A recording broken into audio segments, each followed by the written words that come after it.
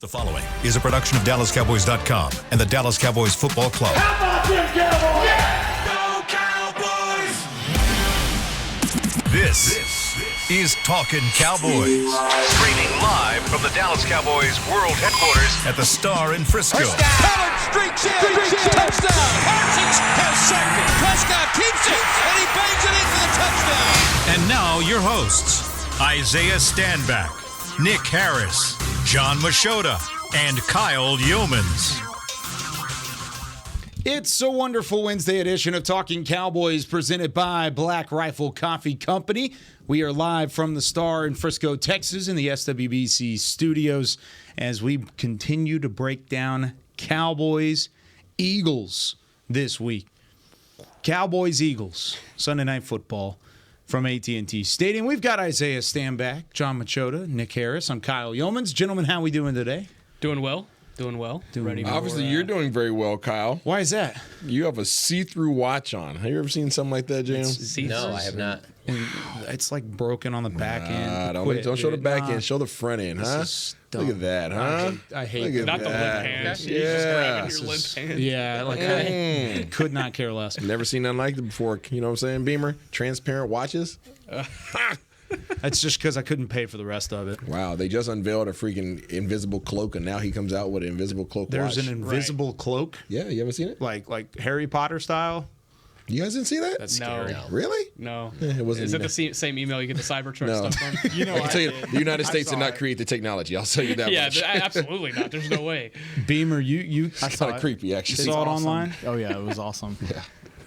I just don't know where in society that would fit. Oh, there's plenty of places. Not in society Yeah, necessarily. not in society. No, I'm saying not in a legal society. That's what I'm saying. In a normal legal Oh, society, okay, now you're I saying. don't think there's a solid purpose for that. Kids playing hide and seek.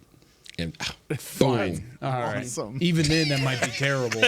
That could be a disaster. Yeah, that could be a disaster. in Jay, its what own would you right. do with an invisible cloak? Oh gosh. Track down sources. I probably He'd work himself into the team meeting room.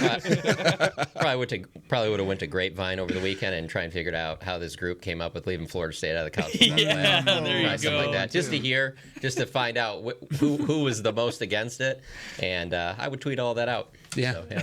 So you would use it for sources. Yeah. What would you do with an invisible cloak? 817-290-3298. Oh, gosh, that might be a dangerous Yeah, question. this is a dangerous thing. Y'all be nice. 817-290-3298. That's a fun question. Invisible cloak. What would you do with it? I can't believe that it's real. It actually exists sounds dumb. Yeah. Who has that much time on their hands to say, look, you know what? Let me build an invisible cloak. now. Not the United States, obviously. We've got a lot of other. Yeah, that's fair. Yeah, facts. Yeah, fair. All right, let's get to news and notes. Cowboys, of course, off yesterday. That was the down day of the week, and it's back to a normal schedule, which, thank goodness it is. We're done with the short weeks. It feels weird because of it, though. It does. It feels like this week is going to drag on forever. Yeah, Jam and I were just talking. It doesn't even feel like a game week. Like, it just feels different because normally we'd be within, almost 48-hour rule right now, but Right we're not. now. Yeah. Not a ton of news and notes, obviously, coming off of Tuesday. The only thing, which we mentioned already this week, is we will get an update today on Peyton Hendershot and his Decision, well, yeah. I don't know. If he can, decision on if he can be activated to the 53-man roster today. His 21-day practice window is up, so either he gets activated and someone drops down and is released down to the practice squad, or he is on the IR for the rest of the season. So, What are you leaning towards? I think he ends up on the IR for the rest of the season. That's I don't know anything there, but that's just kind of like my hunch feeling here. Yeah, I agree. Same thing. I think. Yeah. I mean, I don't know for sure, but it seems like that's the way it's leaning. Kind of like how you thought the Shaq Leonard thing was leaning towards Philadelphia. Yep. So I was wrong on that, though. I thought he was leaning towards the Cowboys. I thought he'd become the Cowboys. So, hey, what do I know? I agree. I think he's probably going towards IR as well. Yeah. But I would like to see him utilized on this offense. I think he would be another huge resource. Only caveat there is if he was on the field, you're most likely in a passing situation. Yeah. Yep. And I don't think that you think that less of Ferguson's abilities to take him off the field and and replace him with Hendershot. Is Ferguson excelling at all? Yes. Factored in with you? Yes. Okay. How about with you? Do you? Yeah, absolutely. Just because I mean that's a legitimate tight end that you have out there. Schoonmaker is stacking confidence, and then for me it boils down to: do you want another receiving threat out there, or do you want another pass or another run blocker in the red zone? I'd rather have another run blocker in the red zone, so keep Sean McEwen. That's kind of my thought on it. Yeah. I feel like this receiving group is doing just fine right now. Obviously, Dak Prescott's doing just fine right now. If the pass offense was a struggle and there was, Jake Ferguson wasn't playing as well as he has been, then maybe I throw Hendershot back in there. But for me, if I'm making the decision, I'm keeping him on IR and rolling with McEwen. So you're saying a training camp showdown next year? It's going to be a fun one. I'm telling you, between Hendershot, whatever McEwen can do between now and then John Stevens Jr., it's going to be a blast. And even Schoonmaker, he's involved in that mix as well. So it's going to be fun. Yeah, maybe we've put too much stock into what we've seen from Peyton Hendershot on the field at training camp and things like that, because in the game he hasn't necessarily produced. He had 11 receptions last year, 103 yards. He has 1 catch for 3 yards this year prior to the injury. It's pretty solid. Over 20 games? I'm saying, 20 how many career attempts? games? How many attempts? How many targets you mean? Targets. I can give you that. I mean, number. it's still not crazy production. The reason I No, kind of gave the face was because, 18 I was never targets, the 12 biggest fan of receptions. Hendershot. It's not bad. I mean, we can say the same thing about B. Cooks prior to the last few games. Yeah. B. Cooks has a track Underutilization. record, though. I get it. I mean, but you have to start somewhere. Get it, track. It would be interesting if John Stevens or Peyton Hendershot next year elevate themselves to where they're on a level where you're like, we can play these guys all the time, just because I think of Schoonmaker is clearly the guy they look at that way. He's a second-round pick. Yep. Ferguson's clearly there. And it just makes me think of the rest of the NFL, like how many teams have 3 tight ends that you can really try. I mean, how many teams really have even 2? Sure. I go back to, I think it was 2 years ago, I think, in free agency when the Patriots, that was their key thing, was to get Hunter Henry and, man, I'm drawing a blank on the other. But it was Jonnu Smith? It might have been, but it was just they were going to get their 2, veteran tight ends and try and build around for the Cowboys to possibly have found that and maybe even have a third. That would be really impressive. It'd obviously be great for Dak. How imperative is it? I caught Isaiah in the middle of a yawn. Yes, it was. Went to the U.S. Women's National game last night. That was Where was that random, but how fun was that? It was good. Where was it? Frisco? Yeah, Frisco. Yeah. Who are they playing? FC China. Dallas? They played against China. Is that why you're yawning? That's exactly why Is that I'm what it yawning. was? A little late start? A little late. Late last night? night. Took the kiddos, though. I Looked like did take fun. the kiddos. It was awesome. Nice. There you go. When you have tight ends like that to rely on heavily, and we've talked about this in the past with Dalton Schultz, what does that do for a quarterback mentally? That you have multiple guys that can be that safety net, not just one player specifically. Because in the past for the Cowboys, it has been one player. First it was Jason Witten, then it was Dalton Schultz.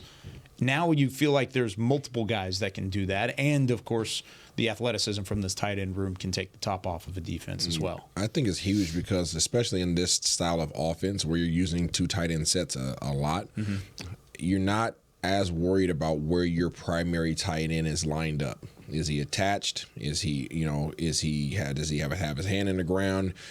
Is he on the right side or is he on the left side? Like, you're less concerned about those things. You can come in 2 tight end sets and have a tight end on each side and feel good about either direction. If you need to over a play, if you need to change the protection, if you need to change the route concepts, like you're not as concerned about what you're doing there because you're not taking away from one's abilities, right? Like, you feel comfortable with both guys. They both can block, they both can run routes, they both can catch the ball.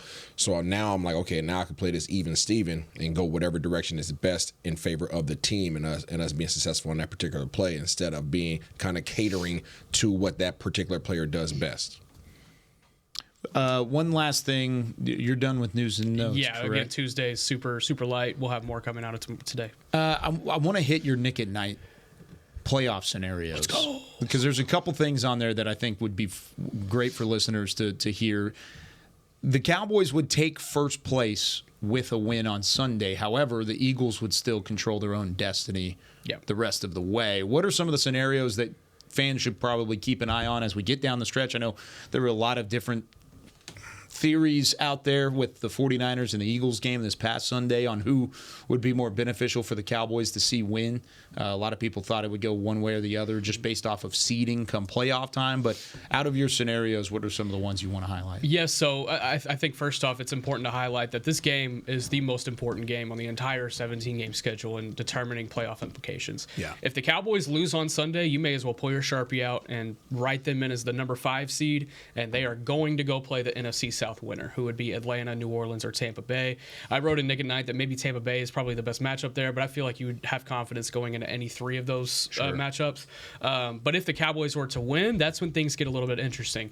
You mentioned, we've talked about it last week as well, the first tiebreaker would be that divisional record at the end of the season if they were to win out. Philadelphia has 2 more games against the Giants. Cowboys have 1 more against the Commanders. If they were both to win out, then they would still be tied in that divisional tiebreaker. Then it would go to the second tiebreaker, which is common games. And again, if they were both to win out, it would be 10-2, both of them, which would go to the third tiebreaker, which would be conference record, and Philadelphia would have the advantage there. They only have 2 losses against Dallas. This is 3. So best case scenario, Dallas beats Philadelphia on Sunday. What are you rooting for? You're rooting for the Giants to beat Philadelphia one of those 2 games. Oof. Because if they're able to do that, yeah, exactly.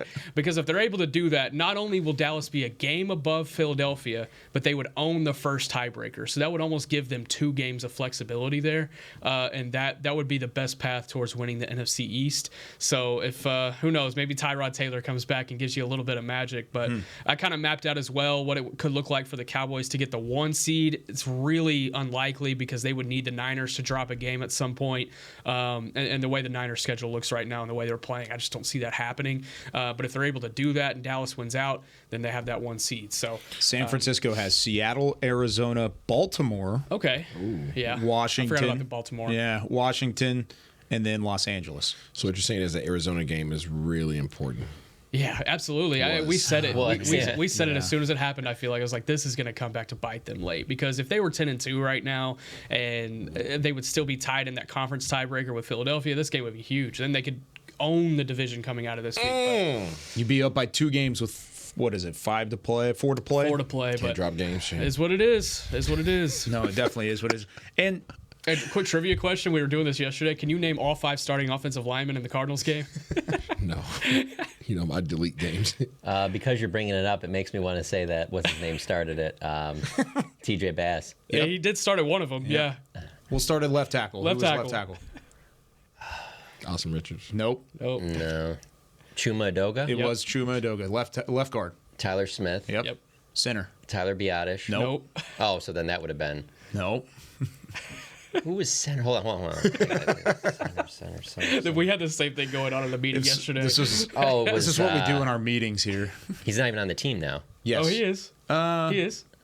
He's 100% on the team. On now. the active roster? Yep. Oh, then I don't know. Who is it? Brock Hoffman. Okay. I was And then thinking right he was on the guard. practice squad. Zach? Oh, no, that was Bass. I'm sorry. Bass. Okay. There you go. And then right tackle. And that would be Terrence Steele? Yep. There you go. Made Man, it that's through. I mean, you think Dak would be putting up these MVP numbers playing behind that offensive line for the last 6-7 games? Yeah, Probably absolutely not. Absolutely Probably not. not. But yeah, those are the playoff scenarios there. And again, a lot determines on the outcome of Sunday. If they lose, may as well just get your flights ready for Sharpie. Atlanta, New Orleans, and Tampa Bay. Philadelphia schedule, of course, it goes Dallas this week, Seattle next week, which Seattle's going to be in desperation mode pretty quickly. They play San Francisco this week, and then they follow up with Philly next week. They need a win pretty badly. And then it goes New York, Arizona, New York. Ugh. Down the stretch for Philadelphia. Maybe the one thing that could benefit, like you said, Tyrod Taylor maybe finding a little bit of magic there from the Giants standpoint. But I think you're going to see Tommy Cutlets and the New York Giants. But the fact that they play them 2 times in 3 weeks, maybe that's a benefit. It's hard to beat a team 2 times in 3 weeks. Yeah, that's the best. Don't look at me like that's that, the best Isaiah. optimism you can have. But like again, it's highly unlikely. But that Trying would to be, see it with the glass half full here. The best look, thing that you can go to is last year's game at Washington. I mean, there's no reason that the Cowboys still need to win that game. They're at Washington. Washington's not very good. You would think 9 out of 10 times they're winning that game. And not only did that win it, that wasn't really even that close. So, Do you think it benefits this Cowboys team the fact that they have to kind of go pedal to the metal here, though? Down the stretch, they can't let up for a game. There's no room for error, even if they get some help outside of it. We're talking about scenarios that include the Cowboys winning out. And that's unbelievable. I don't know how that would be. I don't think that I don't think it would be happens. any different than it has been, though, because they still needed to win all the way to the end last year. And some will argue, okay, well, they weren't going to catch the Eagles anyway, but they played all their starters against Washington. They obviously were playing to win that game. And I could see it being the same exact thing this year, where it's like we look at that right now, but going into that final week at Washington, Philly might already technically have it locked up. And so are you really playing that Washington game like that? I can see us watching that Detroit game, it's the last home game, and thinking like, oh, this is going to have so much implications, and then Philadelphia takes care of business, and it doesn't really end up mattering that much. So in that case, I don't see it being that much different. I mean, this season could be very similar to last year, where you could be going to Tampa Bay, and then you could be going to San Francisco, or so, and then that'll be how this team will be judged. Is can it get past what it did last year? Yeah. If they go to San Francisco again, I might not get on the flight. Dang. Yeah. It was dramatic. But That is dramatic. Do you guys feel as if they would win out? No, I don't feel so. I honestly, I do feel like that scenario where the Eagles lose a game to the Giants, that's what you need to happen, because you're going to lose one down the stretch. I mean, they're going to Buffalo and Miami back-to-back weeks. If they come out of that 2-0, wow. Yeah. And then they got to play Detroit on a short week. So. On the remaining schedule, outside of this week, okay, what team do you guys feel will be the most challenging for Dallas? I've always felt like Miami's the biggest challenge on the schedule. Really? Yeah, just because their speed is going to be unreal. That's tough. It's going to be tough. It's going to be really tough. If you could tell me the elements of Buffalo, that would help. But with me not knowing what it's going to be for sure, I would also say Miami. But if you tell me it's just like this snowy, awful Buffalo type weather, then I would say that Bills game is. See, I think it's Detroit. Okay. Why is that? Because they're more physical. They're very physical, but Dallas has struggled with physical teams. Yeah. I think they've struggled with speed. I don't disagree with that, but there's things that you can do about that. Sure. Dallas has struggled with physicality. The 49ers beat up Dallas multiple years now because of physicality. And Detroit beat up Dallas with the physicality. Dallas won the game, but they made it doggone interesting because they were just beating the crap out of them, and everybody was getting hit. Yeah. And I foresee that being their tenacity, their relentlessness, their physicality, all those things about Detroit scared the crap out of me when I look at it in comparison to Dallas. Yeah, just knowing how Detroit's played for the last, 30-plus years of my life, there's a part of you, though, that any time that you really get up for thinking like this is going to be a big matchup, whatever like that they've laid a lot of eggs. So that's the only reason why. And then also, they're putting Jimmy Johnson the Ring of Honor halftime that show. I mean, come on now. That place is going to be rocking. No. The other thing I just have to bring up, because sometimes I feel like we gloss over it, and maybe they lose this weekend, and maybe it'll change the narrative. But the reason why I would also side with Nick on possibly Miami or Buffalo is just because of how good the Cowboys have played at home. And if they were playing at Detroit, maybe it'd be a little bit. Maybe I would put it there. But just because they played so well at home, I give the edge to maybe one of those 2 road games. By the way, the conditions were within the 10-day forecast on the Weather Channel. Beat me to it. I got you. Sorry. All right.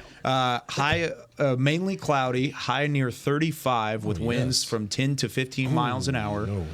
Mostly cloudy skies at night with a low of 29. See, in Buffalo. It's less about the temperature, more about the wind. The wind, yeah. The wind at 35 miles. I mean, at 35 degrees. That 15 miles per hour wind, that's going to feel like 27, 28. Yeah. Like that's what cuts through your. There is a 25% chance of precipitation. There's 45 the day before, so maybe that moves up. You That can see actually that move helps. up in 10 I mean, days. there's probably a Snow 10% helps. chance they don't even play the game there, and they have to move it to Detroit or somewhere else, like they've had to do with some of these snow games in That would Buffalo. be awesome. I'll take that. that would be legit. Awesome. Beamer's ready to roll. All right. When we come back here on Talking Cowboys, we're going to take a look at the defensive preview for this Cowboys team. How do they stack up against Jalen Hurts and the weapons on the Philadelphia offense? More Talking Cowboys right after this. Todd thought it would be secure to jog in the cheetah savanna. Todd believed the big cat repellent he bought online was reliable. And now, Todd is trying to be faster than this cheetah that can run 80 miles per hour. But the good news is, Todd has AT&T 5G that is fast, reliable, and secure. And he learned the best thing to do is stop running and toss her the backpack with the beef stew. AT&T 5G. Fast, reliable, secure. It's not complicated. 5G requires compatible plan and device. 5G may not be available in your area. See att.com/5G for you for details. Black Rifle Coffee Company serves premium coffee to people who love America. When you drink Black Rifle coffee, you are directly supporting veterans, law enforcement, and first responders in your community.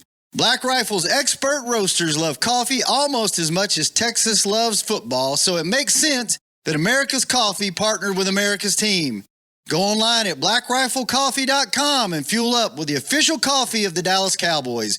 That's blackriflecoffee.com to fuel up today. Cowboys fans, after that move, we've just coined the term Rowdy Replay. Let's roll back the tape. Okay, there's our mascot Rowdy cheering on the boys, and now he's on his phone on his Bank of America mobile banking app? Staying on top of his finances with his virtual financial assistant, Erica. Bank of America's digital tools are so impressive. Cowboys fans just can't stop banking. Learn more at bankofamerica.com/can't-stop-banking. Erica is only available in the English language. You must download the latest version of the mobile banking app, only available on select mobile devices. Message and data rates may apply. Member FDIC. Welcome back into Dear Doctor, the show where I answer life's questions with an ice-cold can of Dr. Pepper. Sheila, let's hear from our next caller, would you? Dear Doctor, my friend supported me during a tough time, but what's the right gift that says, thanks for being a shoulder to cry on? Okay, this one's easy. I say give her a delicious Dr. Pepper. Nothing says, thanks, girl, better than a one-of-a-kind soda. Yes, any Dr. Pepper flavor will do. Now, just a reminder that I don't need to be a real doctor to know that Dr. Pepper is the one you deserve. Back to Talkin' Cowboys.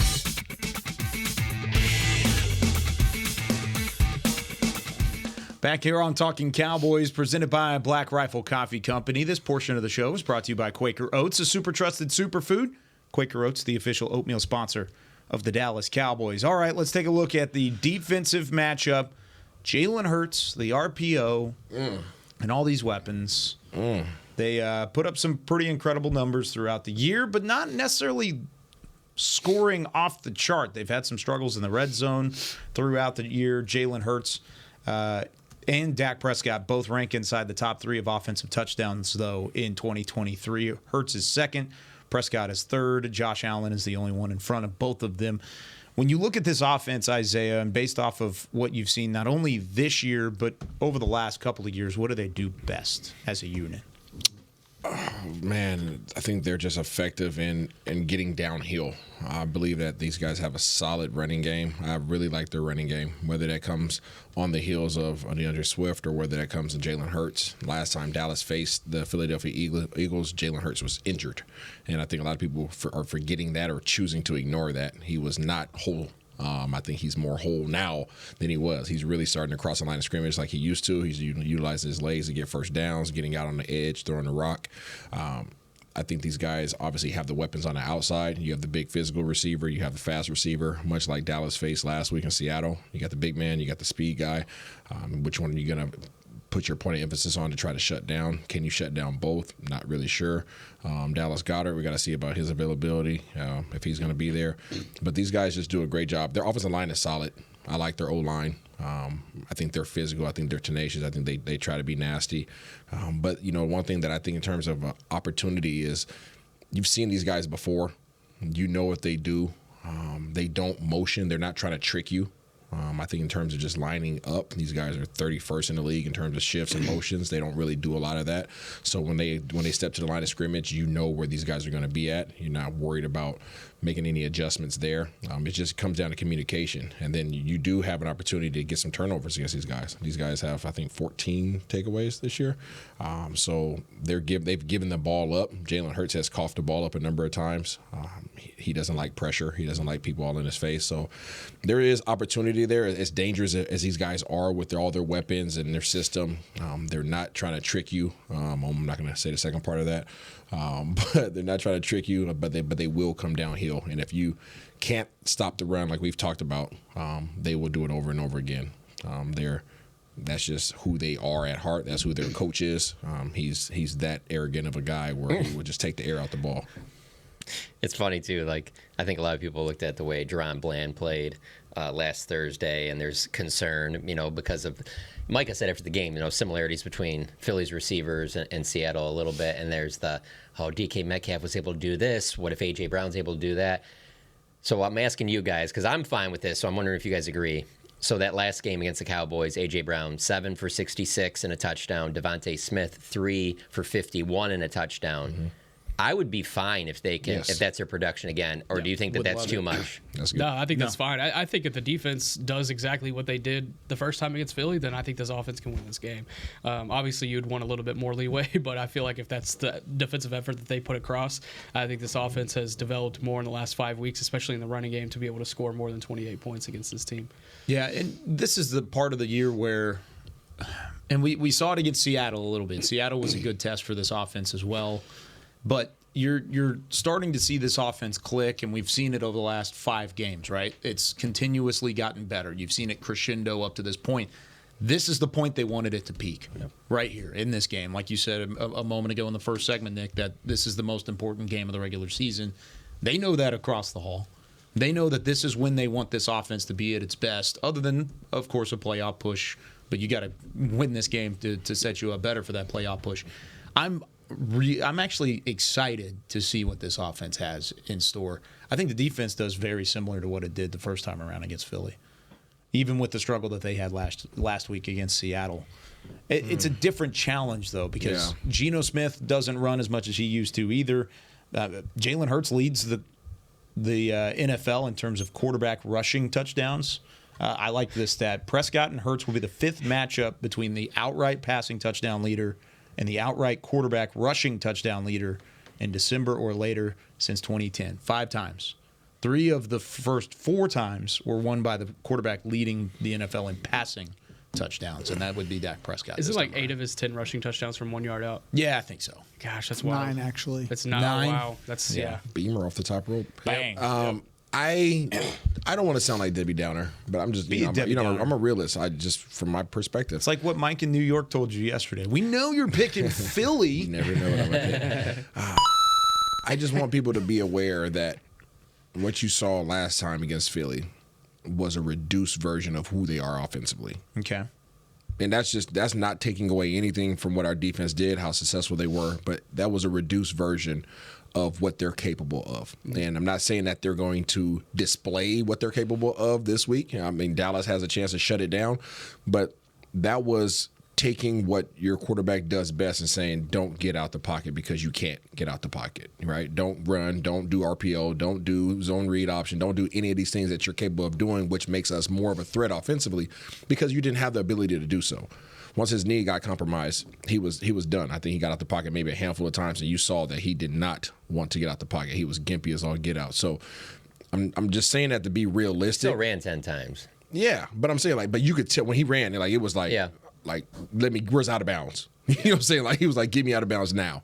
So I just want people to be realistic about that in terms of looking back at what Dallas did and say, oh, we're going to be better this time. Just temper your expectations and be realistic and have your offense prepared to be able to score some points. They also in doing that with dialing it back and simplifying their offense, they also took care of the football. Mm-hmm. They didn't have a turnover. They had a couple fumbles, of course, late in the game that nearly gave the game why up. they took care of football. Probably.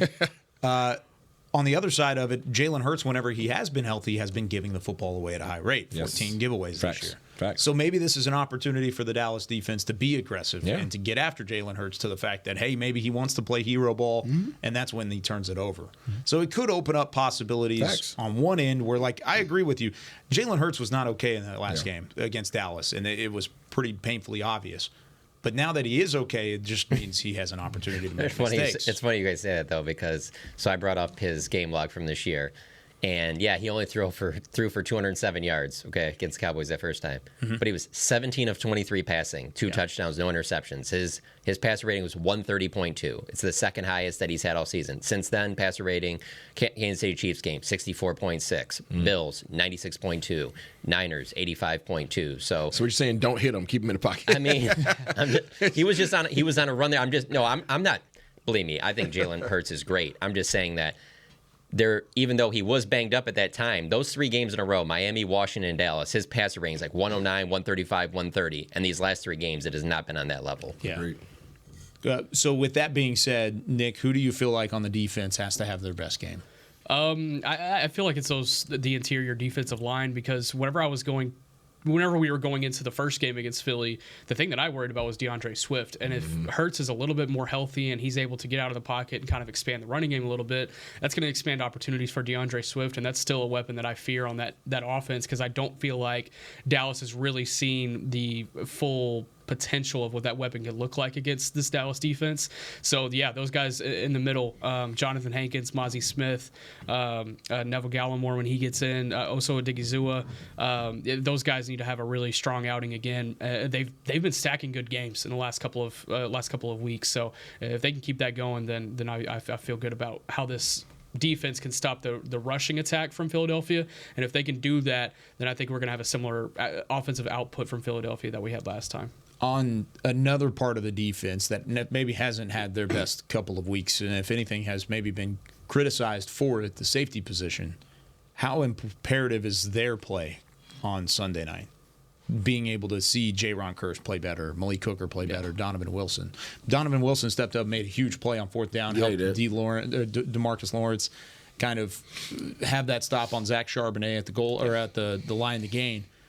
Can those three guys, though, play a complete game, and how bad is that needed for this Dallas defense? Yeah, that would be big, because obviously you don't want to have these receivers take the top off this defense. That would be pretty catastrophic in my eyes if they're able to work a downfield passing game with the weapons that they have in the receiving core. So yeah, obviously, these safeties need to play well. Malik Hooker as well, whenever he's in those single high situations. He's been up, he's been down, he's had his moments this year. I think if he can just stack really good reps on Sunday, then they can limit that passing attack and keep everything underneath. If they can keep everything underneath, I feel good about what this second level and what these DBs can do to keep everything from letting it kind of leak out. The DK Metcalf, Garrett Wilson touchdowns that we've had this year, that we've seen this year. So yeah, I feel like with both these teams, honestly, I think the game will be decided by the two quarterbacks on who can get outside the pocket and extend plays the most, whether it be with their legs or to, Mike McCarthy always talks about the 2.3, extend it beyond that to create bigger plays down the field. And that very well could be Jalen Hurts, but that could be Dak Prescott too, especially with the way he's been playing lately. So if you tell me they keep Hurts in the pocket and they're able to contain him a little bit, I really like the Cowboys' chances. But if he's getting outside, running, extending plays for A.J. Brown, stuff down the field, the Cowboys are in trouble then. Because something to keep an eye on. Something to keep an eye on. I want to highlight Marquise Bell. Okay. I need Marquise Bell to have a heck of a game. And yes, I think that, you know what? Let's maybe backpedal a little bit. Just talking about the defensive backs. I don't know the last time that we have been in a position to praise the safety trio that we have on this roster. I think you think back, been a couple months. It's been a while since we've sung the praises of these safeties. Now, prior to contract extensions and things of that nature, they were balling. They were the talk of training camp. It's been kind of quiet. And I'm not sure if that's because we're paying less attention. I'm not sure if that's because they're not making as many plays, but I don't feel as if that trio has been as impactful as they once were, and we need a resurgence of that. Whether that be from the coverage standpoint, whether that be from having hard hits. Donald, obviously he made a big tackle. I don't know the last time that we saw Donald have a big hit, right, and have that enforcement that he used to have near the middle of the defense and the line of scrimmage. A couple years ago, this dude was a complete dog up there, right, being a force to reckon with. Kearse was coming up there putting vice grips on tight ends. These are all the things that we were talking about. Haven't heard that. So want to see a resurgence of that. But in terms of this game, in terms of taking away one of the things that this team does very well, Marquise Bell has to have a heck of a game. Yes, that's not taking away the interior defensive line. Yeah. Osa Odigizua, those guys have to do their deal to be able to take away the running game and the RPO. But Marquise Bell has a high task, and that's going to be shadowing Jalen Hurts. That's his role. I think he's done a great job of that with other running backs. That's going to be his role most likely this week against Jalen Hurts and preventing him from being able to get outside the pocket and applying that pressure, forcing him to throw some errant throws and putting pressure in front of him in his face to make him fumble even possibly. But I think he's going to play a big role in this game. Obviously, it's going to be a collective effort at all three levels. But in terms of shutting down Jalen Hurts, I'm looking to Marquise Bell. Got to have a big game. And really that safety group in general has to step up in a big way as well. When we come back, though, here on Talkin Cowboys, we talk to John Machoda's national storylines. He's got a couple good ones that we're going to hit in a couple moments when we return with more Talkin Cowboys after this. They say champions are remembered, but legends are never forgotten. United Ag and Turf offers a winning lineup of John Deere equipment built to tackle any challenge on and off the field. Legendary John Deere tractors, combines, residential mowers, commercial mowers, compact construction equipment, Gator utility vehicles, and a full line of golf and sports turf equipment. United Ag and Turf, the official Ag and Turf equipment supplier of the Dallas Cowboys. Visit UnitedAgAndTurf.com to find a location near you. Are you ready to take coffee off your grocery list forever? Black Rifle Coffee Club is here to help. As a coffee club member, you'll get your favorite coffees roasted, packaged, and shipped to your door free of charge on your preferred schedule. Set it, forget it, and never run low on coffee again. Members also get exclusive deals on coffee, products, and discounts from partner brands. Ease your mind and let Black Rifle worry about your coffee supply. Go to blackriflecoffee.com to join the coffee club today. It's the official men's skincare brand of the Dallas Cowboys, Jack Black. And right now, Cowboys fans can get 15% off their $75 order. Plus, because every deal needs a playmaker, your order will include a free 5-piece skincare set and free shipping. The Jack Black Playmaker is 4 of Jack's favorites and a full-sized intense therapy lip balm. Make a play for the playmaker at getjackblack.com/Cowboys with the code CowboysVIP. That's getjackblack.com/Cowboys with the code CowboysVIP. Todd thought it would be secure to jog in the cheetah savanna. Todd believed the big cat repellent he bought online was reliable. And now, Todd is trying to be faster than this cheetah that can run 80 miles per hour. But the good news is, Todd has AT&T 5G that is fast, reliable, and secure. And he learned the best thing to do is stop running and toss her the backpack with the beef stew. AT&T 5G. Fast, reliable, secure. It's not complicated. 5G requires compatible plan and device. 5G may not be available in your area. See att.com/5G for you for details.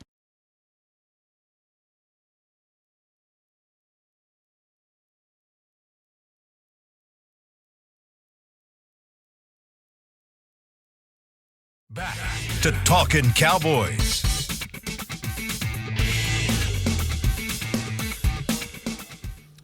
Welcome back into Talking Cowboys. This segment is brought to you by Invisalign, the official smile of the Dallas Cowboys. And we're all smiles as John Machota reads our national storyline. Let's go, JM. Bang. I'll be honest with you. I think that the national storylines, because here's one of them I obviously was going to talk about with you guys, would be Aaron Rodgers and coming back potentially from that Achilles, and they're terrible. And so I've been like, let's just make this about the Cowboys. So love that. If the season ended today, they would be the 5th seed and having to go play the NFC South champ. Okay. Right now, that would be the Falcons. But the Falcons, Bucks, Saints are all kind of in that group. So I wanted to ask you guys, if you can pick, if that ends up being the case for them, you can pick where they go. What's the best one of those environments, teams, whatever, for the Cowboys to face? And what's the worst one, like the one that you absolutely don't want to see? Because for me, I'll just start with the best one to me. I think it's Tampa Bay. You already went there last year and beat them with Tom Brady. Ton of Cowboys fans. I would expect the same there again. I wouldn't love the road environment as much at those other places, even though there'll be a ton of Cowboys fans, either of them. I think that Tampa Bay would be the one that you'd want the most, but I want to hear your guys' takes on this.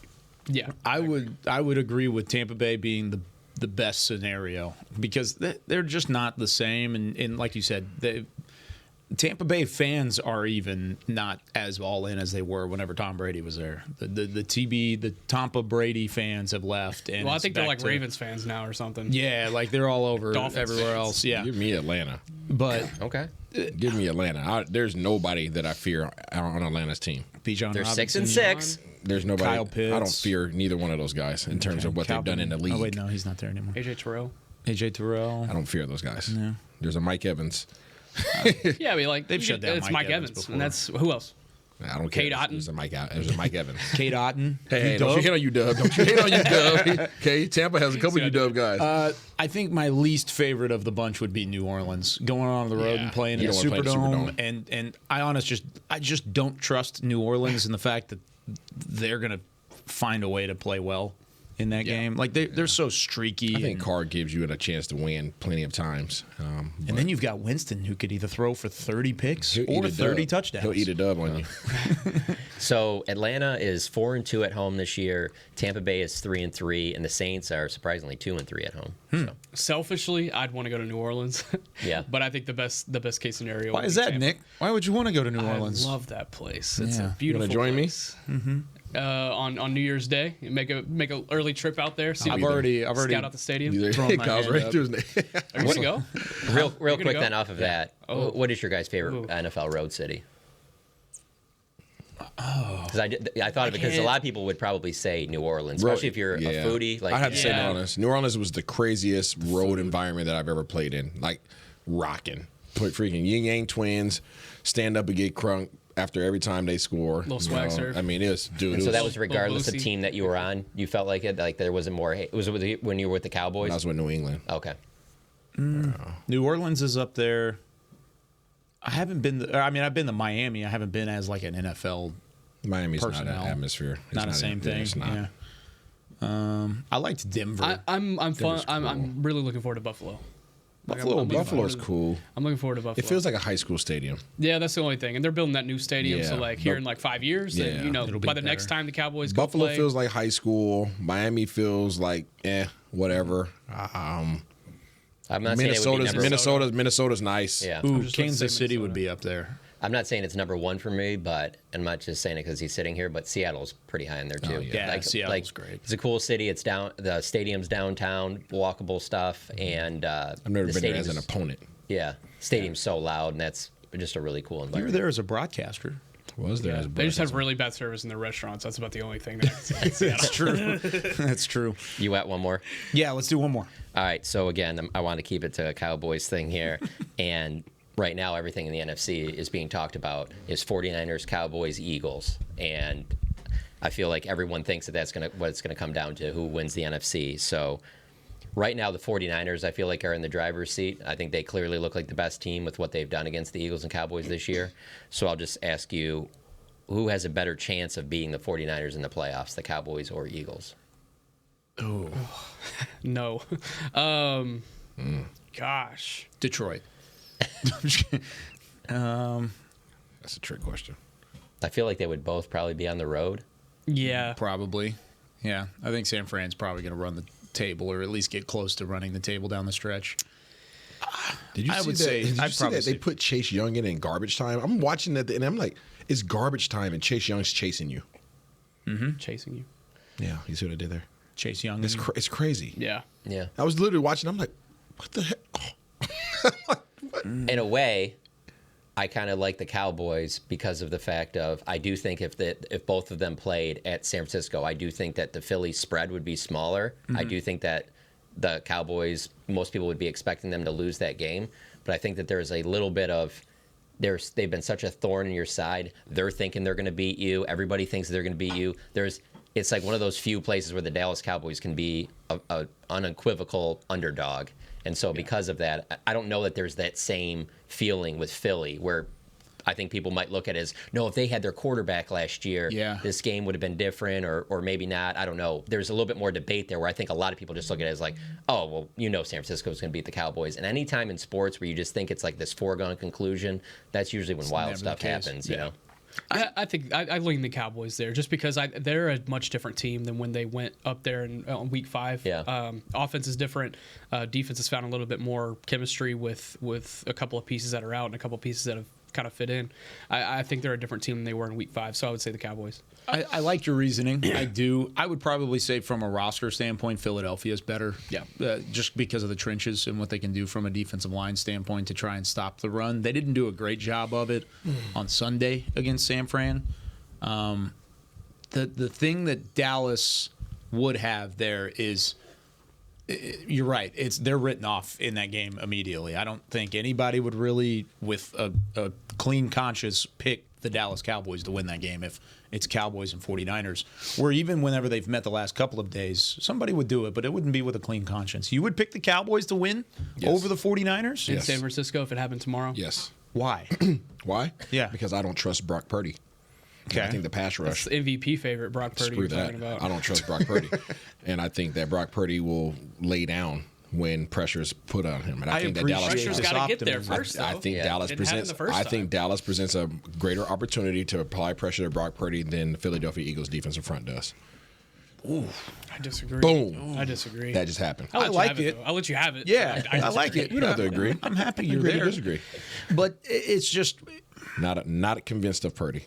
and it's not going to be a foregone conclusion when you walk into that building, because there are going to be plenty of Cowboys fans. There would be a chance to be on the road and to finally take care of business against the team that's knocked you out the last couple of years. There's going to be a pride factor into it. Do y'all feel like there's any team in the AFC that is like in the same tier as Philadelphia and San Francisco? In the AFC? Yeah. It's Baltimore, Kansas City, Miami. Kansas City? It's not KC. I'm not counting Miami? out Kansas City. Miami want kind of no. feels like the Detroit of the AFC. Yeah, sure, but the Kansas City been there, done that. Yeah, Kansas City would scare me more than the Dolphins. Okay. Yeah. Not me. Like, who just comes out of nowhere? Like, I know I said this earlier in the year, like the Dolphins would, to just be this team where, oh yeah, this 1 year, boom, boom, boom, put it all together, Super Bowl. Like, I mean, it's possible, but Miami feels like the Detroit of the AFC for me. Yeah. Like, they're 9-3, haven't really beat anybody. They're dangerous, yes, and they could, win a big playoff game, but like I don't feel like they'll reach the Super Bowl.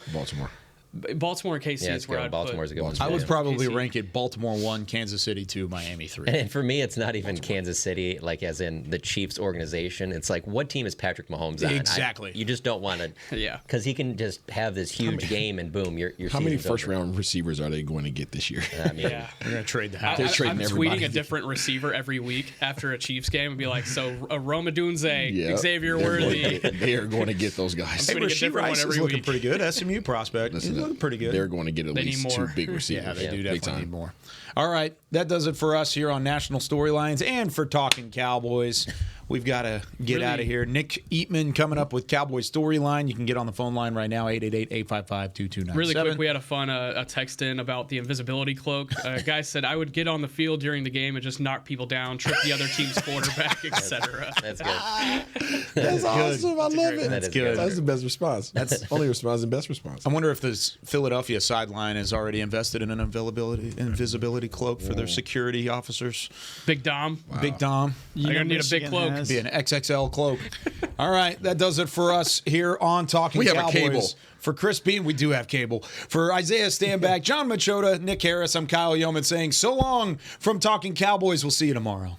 This has been a production of DallasCowboys.com and the Dallas Cowboys Football Club. How about them Cowboys? Yeah!